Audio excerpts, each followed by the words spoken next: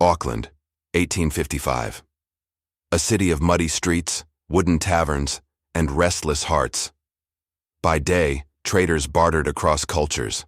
By night, whispers of jealousy and death echoed down the dirt lanes. When a Maori woman was found brutally murdered, her blood seeping into the earth of the young colony, one man stood accused.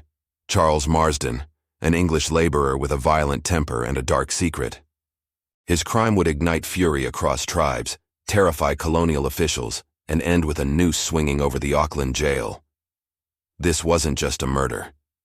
It was a moment that nearly tore the colony apart. Before we begin, if you love uncovering hidden dramatic moments from history, make sure to like this video, subscribe to the channel, and drop a comment with your thoughts. It really helps us bring you more stories. Like this one, New Zealand in the 1850s was fragile, a land stitched together by uneasy promises between Maori and the Crown. In the bustling frontier town of Auckland, settlers and Maori mingled uneasily, trading, working, sometimes loving, and sometimes clashing. Among those settlers was Charles Marsden, a rough, restless man, said to have drifted from job to job, haunted by failure and fueled by drink. He wasn't wealthy, he wasn't respected, but he craved control. And when he met a young Maori woman from the Te Arawa Iwi, that craving turned to obsession. She was independent, outspoken, and comfortable walking between two worlds, Maori and European. But Marsden couldn't handle that kind of freedom. What began as passion quickly curdled into possessive rage. Witnesses later said the two argued constantly. He accused her of betrayal. She, in turn, began to fear him. In the taverns, Marsden was seen muttering about her, his eyes red with drink and fury. By early December 1855, she had made her choice. She would leave him. She told a friend she wanted peace, even if it meant walking away from the settlement altogether. But Marsden had other plans. He followed her one evening, down a quiet path near the edge of the Auckland bush, not far from the Waihorotiu stream, the same stream that once cut through the heart of the young city. That night, people heard a scream, and by dawn, she was found lifeless, her body torn by violence. The murder sent shockwaves through the settlement. It wasn't just another crime. It was an attack on a Maori woman, and the Te Arawa tribe demanded blood. When word reached Te Arawa chiefs, they were furious. Hundreds of Maori began to gather around Auckland, armed, demanding that Marsden be handed over. If the Pakeha law does not punish him, one chief reportedly warned, then we will. The colonial authorities panicked. The memory of past conflicts was still fresh, and another war could destroy Auckland. Marsden was arrested within days, found wandering, his clothes bloodied, his story shifting with every question. Governor Gore Brown ordered an immediate trial. This was no longer just about murder, it was about preventing a war. December 1855. The Auckland Supreme Court was packed, settlers on one side, Maori observers on the other. Outside, soldiers stood guard. And beneath the courtroom floor, a company of the 58th Regiment waited with live ammunition. For moral support, officials claimed. But everyone knew the truth. This was justice under the gun. The evidence was damning. Witnesses described Marsden's violent temper. His blood-stained clothing was found near the crime scene.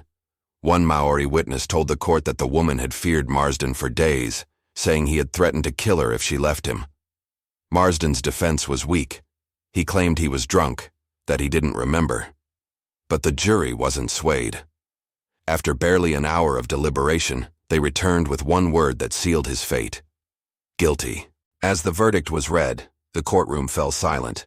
For the settlers, relief. For the Maori, justice, finally recognized. 2 months later, on a gray February morning, Charles Marsden was led from his cell at the Auckland jail. Crowds had gathered on the hillside, settlers, soldiers, Maori onlookers, all there to witness what the government called the ultimate proof of colonial justice. Marsden was pale, his hands trembling. He said little, except to ask for forgiveness. At exactly 8 a.m., the trapdoor opened, the rope snapped taut, and Marsden's body swung still, ending not only his life, but the wave of anger that had threatened to engulf the settlement.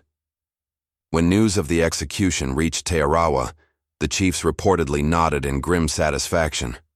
The killer had been punished. The law, for once, had spoken evenly between Māori and Pākehā. But behind the government's calm exterior, there was unease.